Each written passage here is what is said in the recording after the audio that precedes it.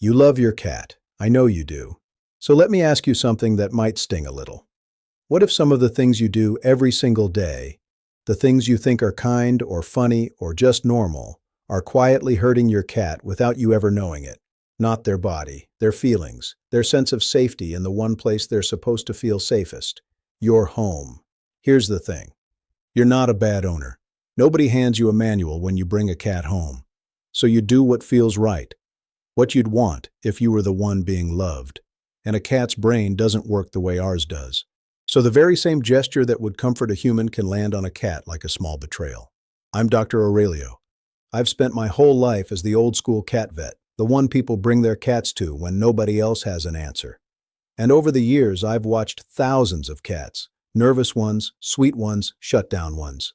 And I'll tell you what I learned the hard way. Most of the emotional damage I see didn't come from cruel people. It came from people who loved their cats and just didn't know.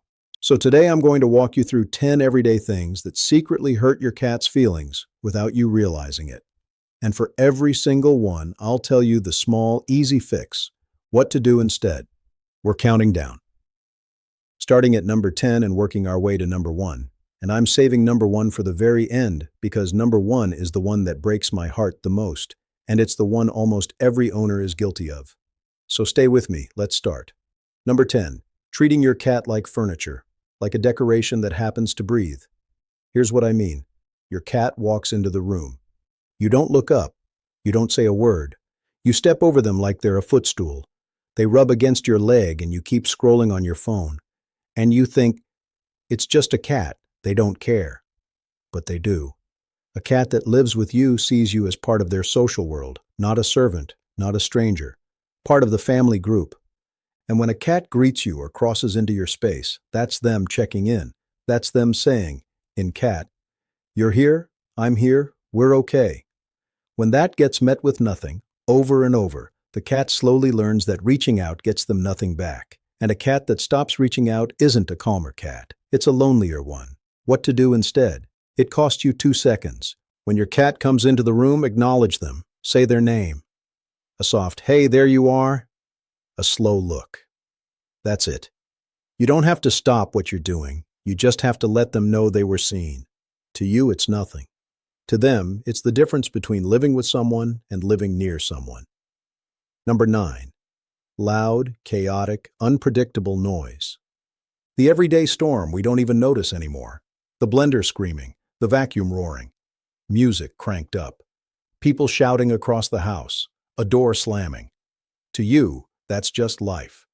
To your cat, it's an assault on a nervous system that is far, far more sensitive than yours. Here's a fact worth sitting with. A cat can hear frequencies more than an octave higher than we can, and they hear sounds from much farther away. That vacuum that's merely annoying to you? To your cat, it's a predator-sized roar with no warning and no escape. And it's not just the volume, it's the chaos of it, the unpredictability. A cat's whole sense of safety is built on the world being predictable. Loud, random, sudden noise tells the animal brain one thing. Danger is here, and I can't tell where it's coming from. And here's the part most people never consider. A cat that can't escape the noise doesn't get to calm down when it stops. Their body stays flooded with stress hormones long after the vacuum's off, because the lesson their nervous system learned is that the roar can come back any second with no warning. So they never fully stand down. They live a little bit braced all the time in the place that's supposed to be their sanctuary. Now, I'm not telling you to live in a library. Life is loud. What I'm telling you is, give your cat an out. Before you run the vacuum, before the party, before the chaos, make sure there's a quiet room they can retreat to, up high, with a door, away from the noise. And when you can, give a little warning. A normal voice, okay, here we go, before the machine screams to life. Even that small heads up matters more than you'd think, because it turns a random ambush into something the cat can brace for and then let go of. A cat that knows it can escape the storm is a cat that doesn't have to live braced for it. Number 8, the staring contest, the thing you think is love. You look at your cat across the room, right in the eyes, because you adore them and you want them to feel it. Long, warm, direct eye contact. To you, that's affection. In cat language, a hard, unblinking stare is a threat. It's what a predator does right before it moves. It's what two cats about to fight do. So when you lock eyes with your cat and hold it, part of them, the old, wired-in part, reads it as a challenge. Some cats freeze. Some look away, which people misread as the cat ignoring them, when really the cat is trying to diffuse you, trying to say, "I don't want trouble." And the sad thing is, you meant the opposite. You were trying to pour love across the room with your eyes, and the cat received a warning.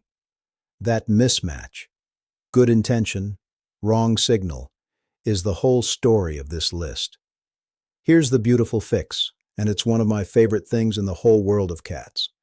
Instead of the hard stare, look at your cat softly, let your eyes go gentle, unfocus a little, and slowly close your eyes and open them again. That slow, unhurried blink is the exact opposite of a threat. A predator about to strike never takes its eyes off you. So closing your eyes at your cat is you saying, in the clearest cat language there is, "I feel so safe with you that I'll lower my guard right in front of you." In cat, it means, "I'm relaxed, I trust you, you're safe with me." Do it and wait. A lot of cats will do it right back, a slow blink returned to you. That's your cat telling you, in their own language, that they feel the same. It's one of the quietest, most honest conversations you'll ever have with an animal. Number 7. Breaking their routine, over and over, without meaning to. Meals at wildly different times. Playtime whenever you happen to remember. Furniture moved around, their food bowl relocated. Your own schedule swinging wild, gone all day, then home for a week, then gone again. We treat routine like it's boring. To a cat, routine is safety made visible. Cats are creatures of pattern in a way that's hard for us to fully grasp. When mealtime is the same, when the day has a shape they can predict, their nervous system gets to relax because the world is behaving the way it promised to. When you break that pattern constantly, the cat can't settle. They don't know when food is coming, when you're coming, what today even is. And a cat that can't predict its world lives in a low, constant hum of stress. You won't always see it, but it's there, wearing them down. The fix is gentler than you'd think because it doesn't have to be perfect. Cats don't need a stopwatch. They need rhythm. Feed them around the same times. Try to give them a play session at a roughly regular point in the day, and when a big change is coming, a move, new furniture, a schedule flip, go slow where you can, and keep at least a few anchors the same. Their food spot, their bed, the shape of morning. Those anchors are how a cat stays steady when the world tilts. Number 6. Pushing past the point where petting stops feeling good. This one gets almost everybody, so don't feel bad, but pay close attention because it damages trust faster than almost anything on this list. Your cat jumps up, all soft and warm, and you pet them. And it's lovely. And then, out of nowhere, they bite you or swat you and stalk off, and you think, "What did I do? You were fine 2 seconds ago." Here's what happened. Cats have a petting tolerance, and it's real, and it's physical. For many cats, repeated stroking, especially down the back, near the tail, along the belly, builds up until the sensation flips from pleasant to irritating, almost overstimulating. It's called petting-induced overstimulation, and it's not the cat being moody. It's a genuine limit in their nervous system. The tragedy is that the cat almost always warns you first, and we miss it. The tail starts twitching or thumping. The skin along the back ripples. The ears rotate back or flatten. They go still and tense. Those are the cat saying, "That's enough now." And when we blow past those signals, the cat learns the only thing that actually makes us stop is teeth. So learn the warning signs and honor them. Tail flicking, skin twitching, ears going back, the body tensing. That's your cue to lift your hand and let them be. Better yet, pet in shorter bursts and pause. Let the cat ask for more instead of taking it. A cat that trusts you to stop when they've had enough is a cat that will come back for petting again and again, because you proved you'll listen. Number 5, laughing at them or grabbing your phone to film when they're actually scared. The cucumber left behind them so they leap in terror. The startle so they puff up sideways. The cat cornered and frightened, and instead of helping, you laugh and you reach for your phone to catch it. I understand the impulse. It looks funny. But understand what's really happening in that moment. That cat is in genuine fear. Their heart is pounding, their body's flooded with stress. And in that moment, they are, on some level, looking to their family, to you, to be safe. And what you give them is laughter and a glowing rectangle pointed at their face. You're not comforting the fear. You're an audience to it. Do that enough, and something quietly shifts. The cat learns that when they're frightened, you are not where safety comes from. And a cat that stops seeing you as safety in its scariest moments is a cat that has started, just a little, to be alone with you. So here's the rule. When your cat is truly scared, not playing, scared, you become the calm. Lower your voice. Slow your movements. Give them room to get away and get somewhere high or hidden. Don't chase, don't film, don't laugh in that moment. Be the still, quiet thing in the room. Be the safe harbor. That's the whole job. That's what they're hoping you are. Number 4, ignoring the slow approach, missing the invitation when they finally offer it. This is the one that quietly breaks the shy cats. Picture it. Your cat has been keeping their distance, and then, slowly, carefully, they start to come toward you. A few steps, a pause, a few more. This is enormous. For a cautious cat, that slow approach is the bravest thing they do all day. It's them deciding against every instinct to trust you and close the gap. And what do? We miss it. Or worse, we get excited and lunge to scoop them up, or we reach out fast to pet them, and the whole fragile thing collapses. The cat bolts. And here's the part that hurts. The cat doesn't just retreat. They learn that approaching you is risky, that reaching out gets them grabbed. So next time, they don't come at all. The fix asks something hard of you. It asks you to do less. When your cat approaches slowly, hold still. Don't reach. Don't grab. Let them come the whole way on their own terms. Offer a hand low and let them decide whether to sniff it. Let them set the pace and the distance every single time. When you learn to receive that slow approach instead of rushing it, you become the person your cat can safely come toward. And for a shy cat, there is no greater gift you can give. Number 3, forcing holds and hugs. Loving them in a way they didn't ask for. Your cat is a creature you adore, so you pick them up and hold them close and squeeze, because that's how we show love. We hold what we cherish. And your cat goes stiff. Legs stiffen out, ears flatten, the whole body says, "Let me down." And we hold on a little longer because it feels so good to us. Here's what you have to understand about the cat brain. Cats are both predator and prey.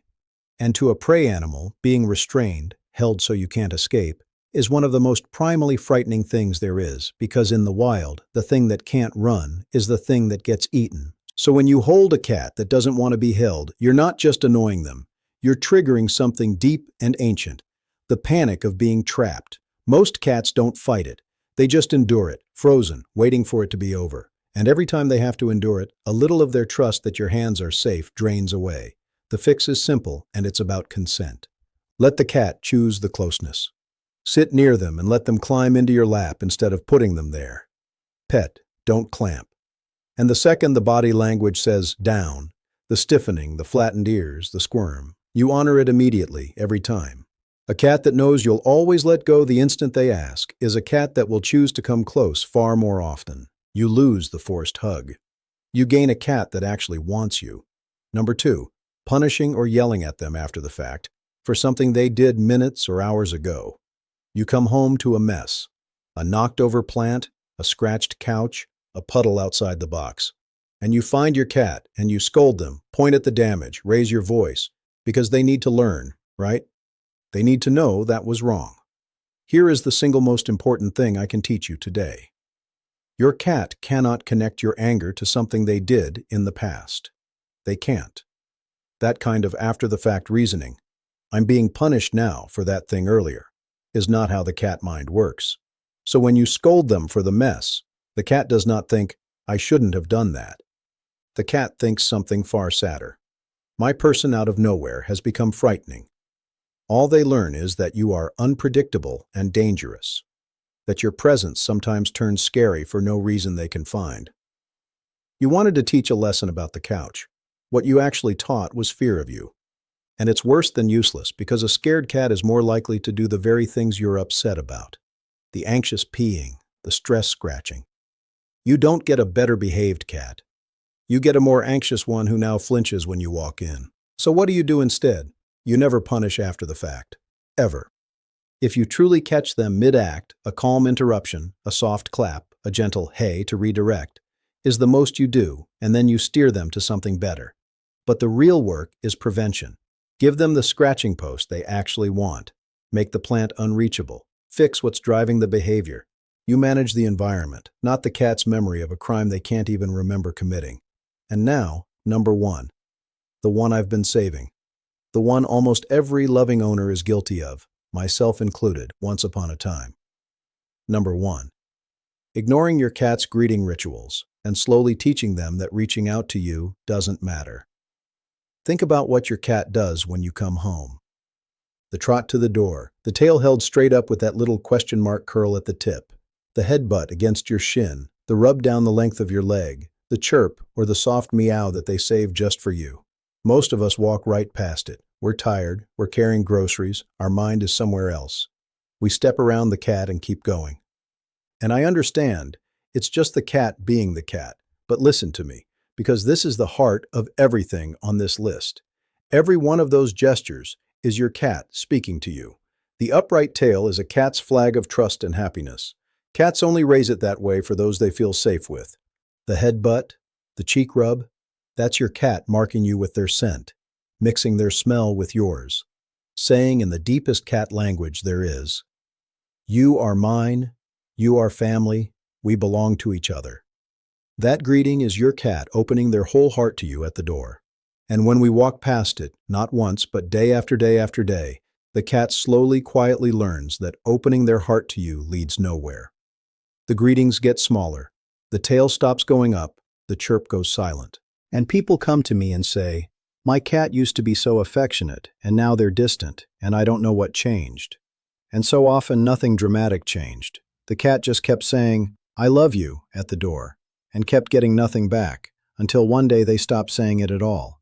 That's the quiet heartbreak I see more than any other. Not a cruel owner, a loving one who never knew the door was where it was happening. So here's your fix, and it might be the most important thing you do all week. When your cat greets you, greet them back. Stop for 5 seconds. Crouch down. Say their name. Let them rub their cheek against your hand. Answer the chirp with a soft word. Meet the ritual with a ritual of your own. Because that little exchange at the door isn't nothing. To your cat, it's everything. It's the whole relationship, happening in 10 seconds, every single day. So let's bring it home. 10 things. Treating them like furniture. Filling the house with chaos and no escape. The hard stare.